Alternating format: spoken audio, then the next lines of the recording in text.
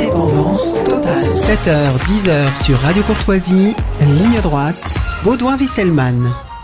L'été a été chaud, non pas seulement par sa température, mais par la violence de ses faits divers. La mort de Nahel Merzouk, 17 ans, et la semaine d'émeutes extrêmement violente fin juin qui s'en était ensuivie.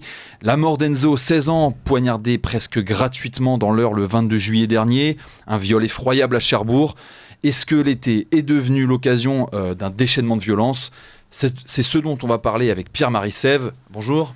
Bonjour Baudouin. Vous êtes délégué général de l'Institut pour la justice, un institut qui suit de près les sujets tels que l'insécurité et le laxisme judiciaire.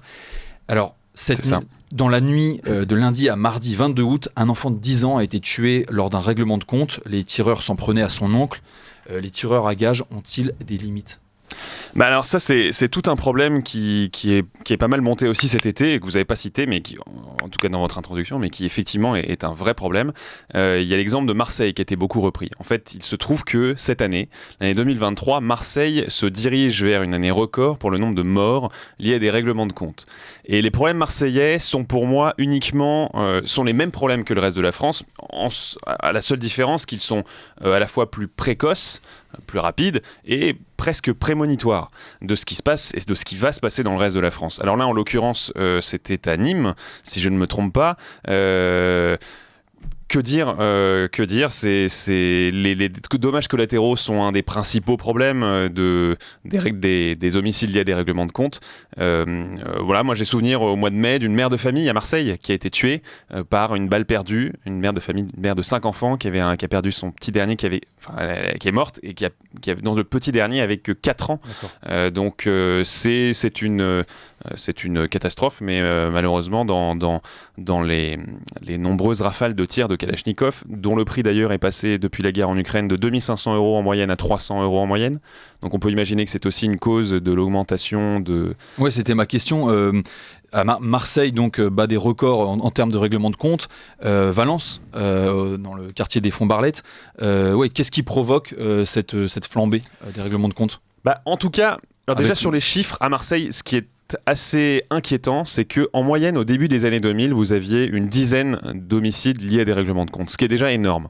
Là, cette année, on est la 3e année de suite où nous dépassons les 30 homicides.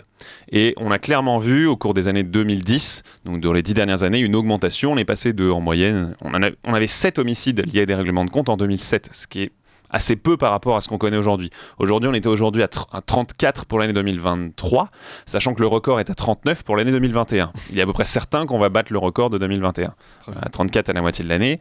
Et donc les causes, là, il y en a beaucoup. On dit que Gérald Darmanin est assez volontariste sur les questions de drogue, qu'il a depuis son arrivée, et c'est vrai qu'on ne peut pas lui enlever. Il a au moins un discours assez martial, assez répressif. Il est dans cette ligne répressive traditionnelle française, et il est plutôt plus volontaire que les ministres de l'Intérieur précédents. Donc il fait tout un tas de choses. On a les démantèlements de points de deal. Il avait lancé une application, par exemple, qui était assez amusante, qui était signaler le point de deal près de chez vous. Voilà.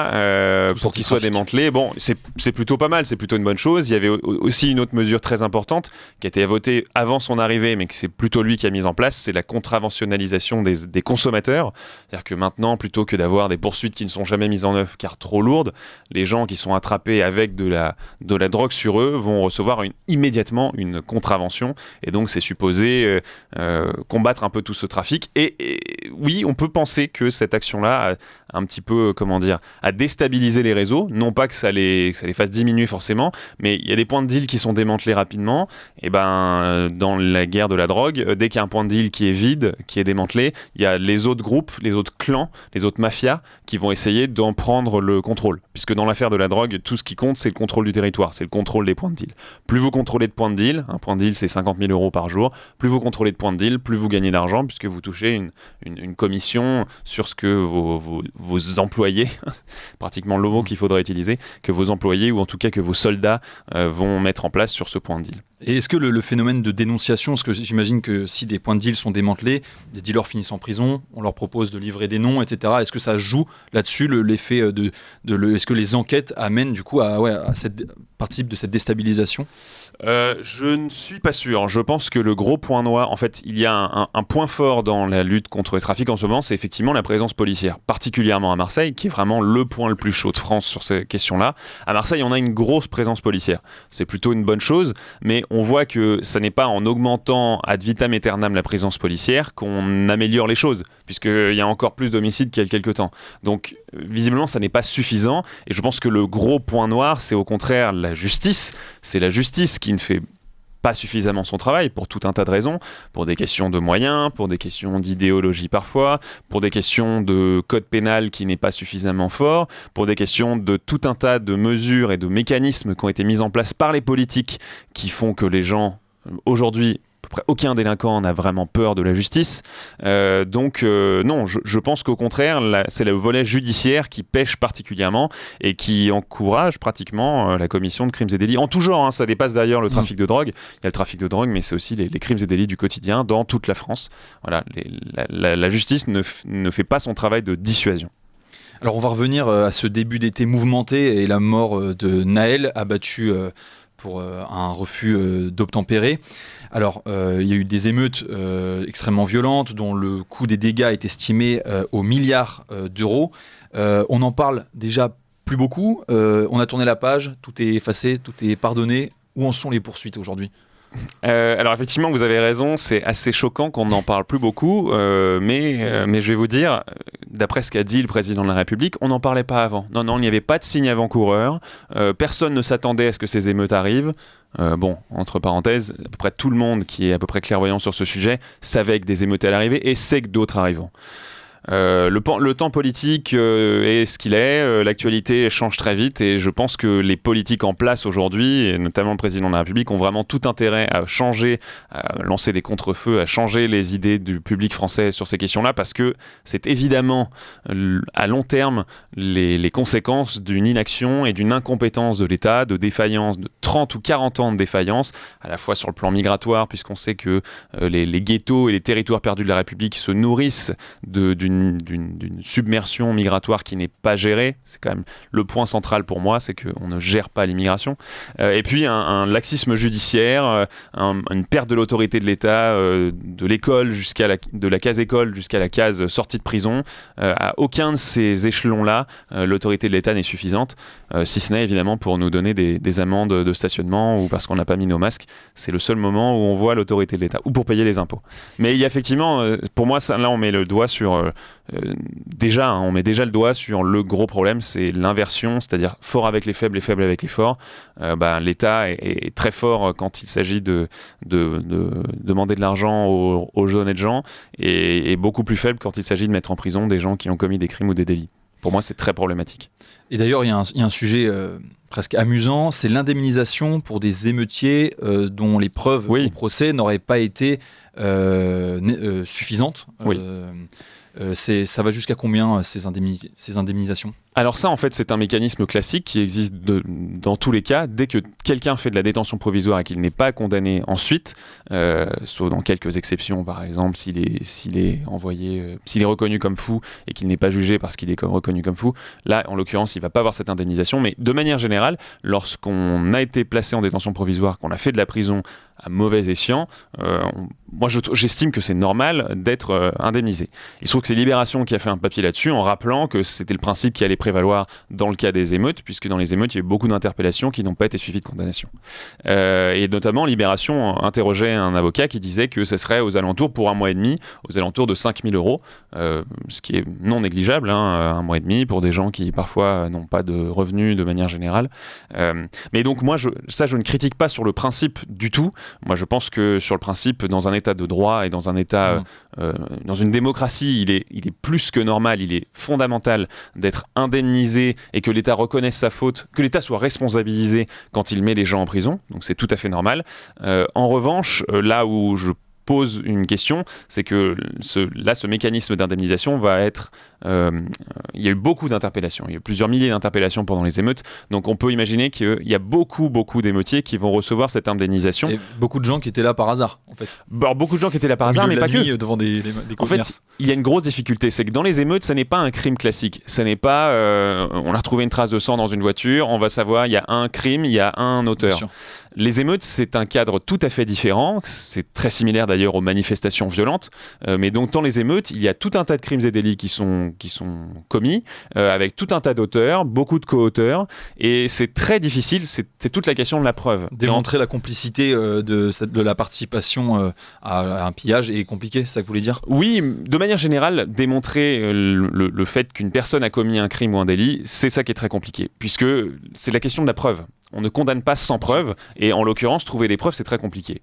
Il y a une solution qui avait été trouvée, c'est la loi anti-casseurs. Alors, il y a une loi anti-casseurs qui date de 2019, qui n'est pas celle dont je parle. La vraie loi anti-casseurs, c'est une qui avait été votée sous Georges Pompidou en 1970 ou 71, qui était suite aux émeutes de mai 68, où l'État avait effectivement estimé qu'on avait beaucoup de mal à trouver qui étaient les responsables, et donc qu'il fallait changer un petit peu les règles pour avoir une responsabilité pénale collective, ce qu'on avait appelé. C'est-à-dire que si vous étiez à proximité, après une ou deux sommations, si vous étiez à proximité de la commission d'un crime ou d'un délit, votre responsabilité pouvait être retenue en tant que co-auteur et donc vous pouviez être condamné.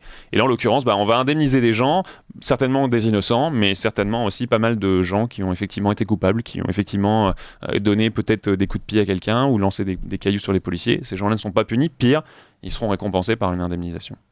Très bien. Je rappelle que nous sommes avec Pierre-Marie Sève, délégué général de l'Institut pour la justice. Et nous abordons les violences qui ont été commises cet été, les faits divers macabres, dont je cite un autre, la mort d'Enzo dans une commune de l'Eure, à La Haye-Malherbe, commune de 1300 habitants, qui a reçu 2 coups de couteau pour un échange de mauvais regards. Le principal suspect a 17 ans et bénéficie donc de la justice pénale des mineurs, qui prévoit que la détention provisoire avant le procès ne peut pas excéder 1 an. Or, la première instance de cette affaire aura lieu bien au-delà de cette date. Donc, Pierre-Marie Sève, quand on a 17 ans, que de sang-froid, pour un mauvais regard, on assène 2 coups de couteau, est-ce que c'est normal de bénéficier de tels aménagements ? Est-ce que ce n'est pas un risque pour la société de laisser sortir une personne qui aurait commis, puisque c'est la principale suspecte, qui aurait commis ce crime ?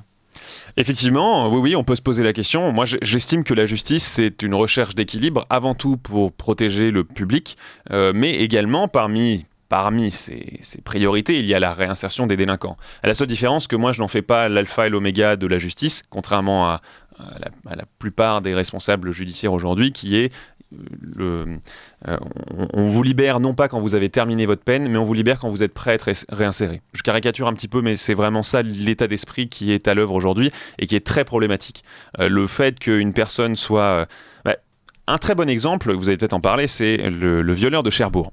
À Cherbourg, il y a un viol absolument macabre qui a eu lieu. Et la personne qui a commis ce viol, c'est un viol avec acte de barbarie, elle encourt donc la prison à perpétuité. Or, il se trouve que ça pose un vrai problème. La prison à perpétuité n'existe pas en France. La perpétuité, c'est en moyenne 20 ans. Vous imaginez, ça pose vraiment un problème. Les personnes qui sont condamnées à perpétuité ne sortent jamais quand elles ont terminé leur peine, c'est-à-dire qu'elles ont payé ce qu'elles devaient à la société. Elles ne sortent jamais quand elles arrêtent d'être un danger pour le public. Elles sortent quand elles sont réinsérables. Pour moi, ça pose un vrai problème. Il n'y a personne pratiquement qui meurt en prison suite à la perpétuité, pratiquement personne. Il y a un bon exemple, c'est Maurice Gâteau, qui est le criminel qui est resté le plus longtemps en prison en France, qui est resté 60 ans, quelque chose comme ça, qui a quand même été libéré. C'est le recordman de prison en France, mais il a finalement quand même été libéré les quelques dernières années de sa vie. Mais enfin quand même. Donc la justice française n'accepte pas, ça lui semble absolument impossible de mettre quelqu'un en prison pour qu'il paye sa peine, même si ça veut dire qu'il paie jusqu'à la fin de ses jours. Et ce n'est pas la perpétuité incompressible ? Alors, il y a la perpétuité incompressible, mais elle n'a été prononcée que 5 fois, plus 3 à titre posthume, ou plus ou moins posthume, ce qui ont été des terroristes qui sont présumés morts, enfin bref. Donc elle n'était que très très très peu prononcée. Aujourd'hui, il n'y a pas eu... En fait, la perpétuité incompressible, c'est donc 30 ans. La perpétuité classique, c'est minimum 18 ans, c'est en moyenne 20 ans. Perpétuité incompressible, c'est minimum 30 ans, et on ne connaît pas la moyenne, puisque c'est trop récent, on n'a pas encore eu de détenus qui ont compléter ses 30 ans et donc qui pourrait sortir suite à cette perpétuité incompressible. Donc a priori, pour le moment, elle est très rarement prononcée, mais en perpétuité incompressible, on ne va pas ressortir de prison. Pour le moment, je dis ça parce que ça peut tout à fait changer. Donc oui, moi je plaide pour un plus grand usage de cette perpétuité incompressible qui d'ailleurs a été reconnue comme correcte, convenable par la Cour européenne des droits de l'homme et le Conseil constitutionnel, ce qui n'est pas peu dire. Ils ont une tendance à couper les peines un peu trop sévères et celle-ci, ils l'ont accepté.